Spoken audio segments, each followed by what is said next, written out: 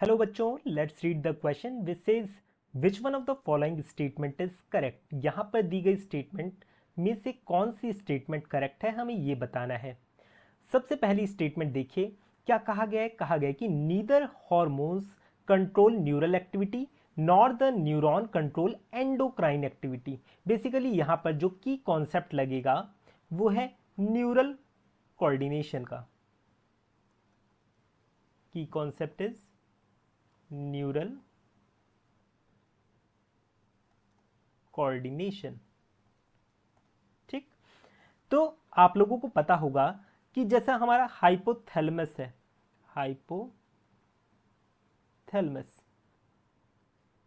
ये पार्ट है हमारे न्यूरल सिस्टम का, न्यूरल सिस्टम का पार्ट है।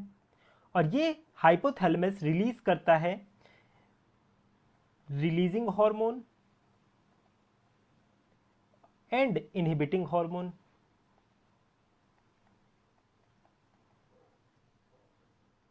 ठीक, तो यहां पर हमें क्या दिख रहा है कि ये जो हमारा न्यूरल सिस्टम है ये कंट्रोल कर रहा है किसको, ये कंट्रोल कर रहा है एंडोक्राइन ग्लैंड के फंक्शन को, एंडोक्राइन ग्लैंड के फंक्शन को।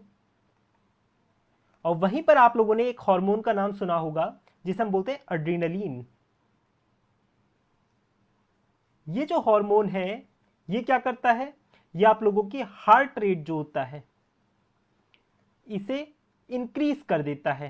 ठीक है, और ये किस चीज का एक एग्जांपल है, सिंपैथेटिक न्यूरल सिस्टम का एग्जांपल है, सिंपैथेटिक न्यूरल सिस्टम का एग्जांपल है, न्यूरल सिस्टम का एग्जांपल है।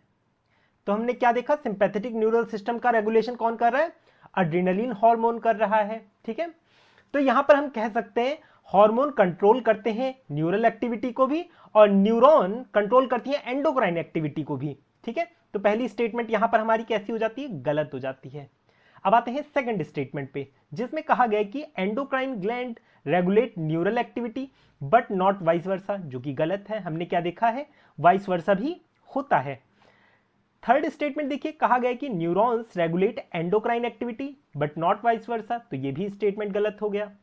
फोर्थ स्टेटमेंट में कहा गया है endocrine glands regulate neural activity and nervous system regulate endocrine gland, जो कि करेक्ट स्टेटमेंट हुआ हमारा।